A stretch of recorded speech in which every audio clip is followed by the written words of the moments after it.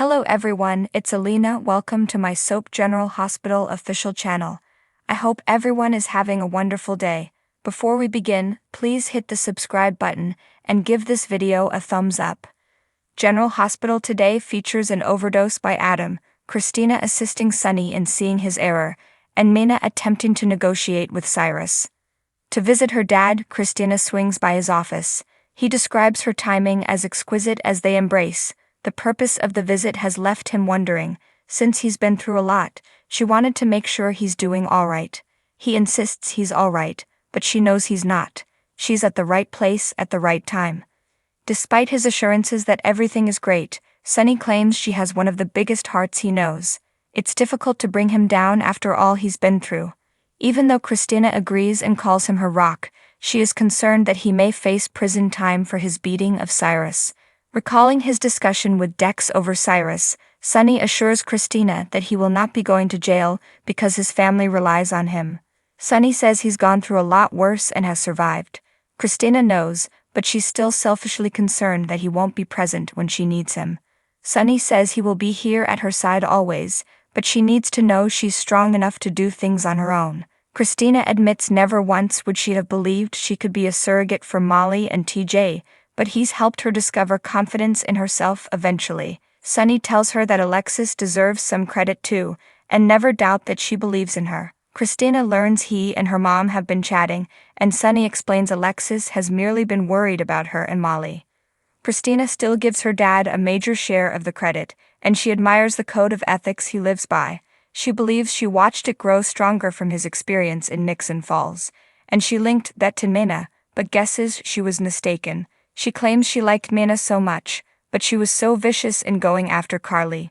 In the end, Nina got nothing she desired and it cost her everything. Sunny flashes to beating up Cyrus, and instructing Dex to kill Cyrus. Sunny reminds Christina that sometimes individuals are blinded by their own pain. Christina says she gets it, she's the queen of lashing out. Nina couldn't see the right road, but he always has his eyes open. At the hospital, Dex observes as Nina enters into Cyrus' room. Cyrus is thrilled to see Nina, but she's not happy to see him. She lashes out at him for lying about being a priest and damaging her marriage and relationship with her daughter. He thinks it all would have come out anyhow, and doesn't she feel better now that it has? Nina claims she doesn't. He says the truth stings and now the healing process can begin. She accuses him of seizing this chance to get back at Sunny and hurt him.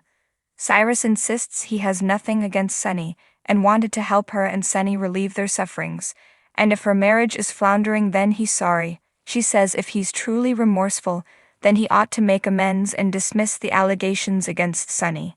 Cyrus adds sadly he has no powers when it comes to law enforcement, and as Sunny's victim, why shouldn't he want justice served?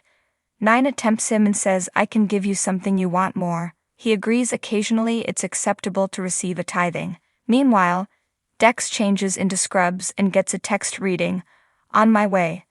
A nurse approaches and asks if he's lost, but Dex claims he isn't. She realizes he has no badge and wonders who he is. He claims he's a temp orderly and this is his first day and he must have left his phone in the locker room. She asks him to switch off his phone because he can't be on it at work. Later, Dex observes Nina exit Cyrus' room. He misses a call from Sunny, who is calling to tell him to call the hit off. Laura heads into court and asks Esme how she's holding up. Esme admits she'd be better if Spencer came with Ace as he promised. Laura is sure they will be here soon, and she needs to focus on herself. Laura understands if Esme blames her for the trouble that she's in, but Esme says she's the one who has messed up again and has to beg for a miracle. Martin enters and Laura thinks she can arrange for that. At the courthouse, Laura talks to Ava outside of the courtroom and again encourages her to drop the accusations against Esme.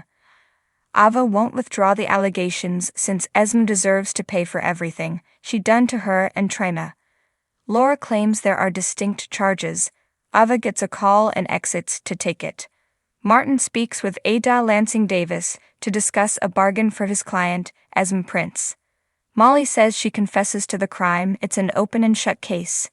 Laura speaks up saying Esme handed herself in and is suffering from memory loss and made a mistake, and there was no significant damage done to the property and nothing stolen. In court, Esme is asked how she pleads. She pleads guilty, and the judge understands a deal has been reached. Molly has committed to 6 months of probation and no arrest. Ava is enraged and walks over to Laura and asks what happened. Laura claims she advocated for justice. Esme is sentenced to 6 months of probation by the judge, and Ava lashes out at Molly for this travesty of justice. Molly believes this was a minor crime, it would have been a hassle and a cost to take it to trial, and justice was served. Molly goes out, and Eva promises Trina that this isn't finished by a long shot. Meanwhile, Esme thanks Martin, but he says she should thank Laura. He cautions her she's on probation, and if she does anything else she would face jail time. Laura subsequently urges Esme, now that she's been handed probation, to leave her past behind her and focus on her future. Esme says she will. Laura receives a call and had to run as duty calls, but she'll see her shortly. Alone, Esme looks around and sees Trina standing there. In the dorms, Joss bangs on Adam's door until his roommate replies. He claims Adam isn't here, he took his guitar and some vodka and fled. Joss hurries off. Joss discovers Adam in the park strumming his guitar and downing vodka. She knows he's upset with her, but she can explain herself. He says what's done is done. She's worried about him, so he begs her if she's his buddy then just leave him. She refuses to leave him since she is his friend. Joss manages to pull the bottle away from him and argues he needs to get help. Adam says nothing matters now, he's miserable all the time and she can't change that. Joss confesses she doesn't have the same difficulties as him, but someone out there understands him and he should talk to them. He says it doesn't matter and he passes out. In his pocket, Joss finds he's overdosed on over-the-counter drugs. At Laura's apartment, Spencer is surprised to open the door to his father. Spencer invites his dad in, and Nicholas tells him he looks good. He thanks Spencer for stepping up and taking care of Ace instead of just sending him off to his grandmother. Spencer realizes his dad has been keeping tabs on them. Nicholas laments he had to leave, they would have put him in prison, but he never stopped loving him and Ace. Spencer wasn't sure how he'd feel about him, given he was blackmailing him over Ace back then. Nicholas believes that was very Cassadine of him. Spencer has played out all the options in his thoughts about how this encounter will go. Nicholas knows his son hates him, and he deserves everything he has coming to him. Spencer tells his dad, "There is only one thing left to say. I'm sorry." Nicholas is stunned. Spencer says he supposes he knows Ryan and Heather are Esme's parents, and Esme and Ryan used him to bring anguish for his father and Ava. He was so enraged back then that he let them in. Nicholas believes he was the one who provided Esme and Ryan this opening, and he's the one who damaged his marriage by sleeping with Esme. So what do you guys think about this update? Let me know in the comments below. And if you like my videos, please press like and subscribe for more. I'll see you guys next time.